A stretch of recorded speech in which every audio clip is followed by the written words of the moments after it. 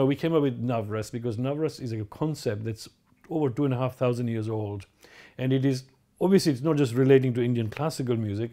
It relates even more, perhaps, to dance form, to sculpting, painting, theatre. So it's an all-encompassing concept. And so we decided we will use that concept and we'll use that name for our record company. And so that's how we started. Our main ethos was that because Indian classical music is improvised, it is perhaps at its best when it's presented live. You can get an artist into a studio and it can be an afternoon and you tell him to sing an evening raga and they will do a wonderful job because they're highly trained professional people. So it's not that they would not do it. But at the end of the day, it will lack the spontaneity of a live performance without interacting with an audience. It may be the time of the day, time of the season, something that you cannot create no matter how much you try in a studio. So we decided, since Jay had all these recordings which were live, we will continue to do these things. And every time the artist's album was being released, we will have them over to come for a concert and record again, and at the same time release some other recordings. That's how we started. Now, as it happened, there were 2 or 3 musicians who were very, very keen to start Navras because they liked the idea of what we were thinking of doing, live recordings. And they had also got some early recordings when they were younger artists with Jay in his catalogue, in his archives.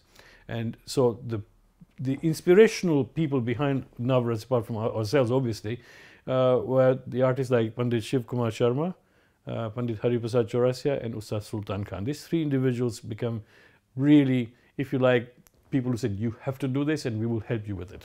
Our objective was, our aspiration was that we wanted to be the Deutsche Grammophon of Indian classical music. Because when you think of Western classical music, the first name that comes to your mind is Deutsche Grammophon. And the quality of that company's archives is just amazing. In 1992, we started this thing. And at that time, the digital music was a relatively new thing. And that gave you much nicer, cleaner sound than you could get on a vinyl because of the scratch and everything else that happened. The other problem was, until that time, people always associated any live recording as being rubbish quality, so they didn't want it. Because if you tell them this is live, they said, nope, give me studio recording because I don't want to hear it.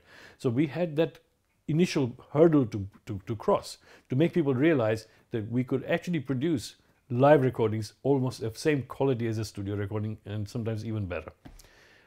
But we finally managed to get through that. And so in the end, the Navras label came to be associated with the label not only of good quality music, but high audio quality presentation, aesthetically presented. And then our objective was that if we can start doing this with the major artist names, the maestros, then perhaps we can then go to the next stage where we can pick out young artists coming up and put them on our label, because then we thought people would say, if they're on Navras, they must be good. So let's listen to them. And we thought that would be the way to leverage for the future artists of classical music. We have got a much wider repertoire. We have Sufi music, we have percussion music, we have folk music, we have duets of unusual variety between 2 instruments, between voice and instrument, between North and South Indian music. We have Drupad,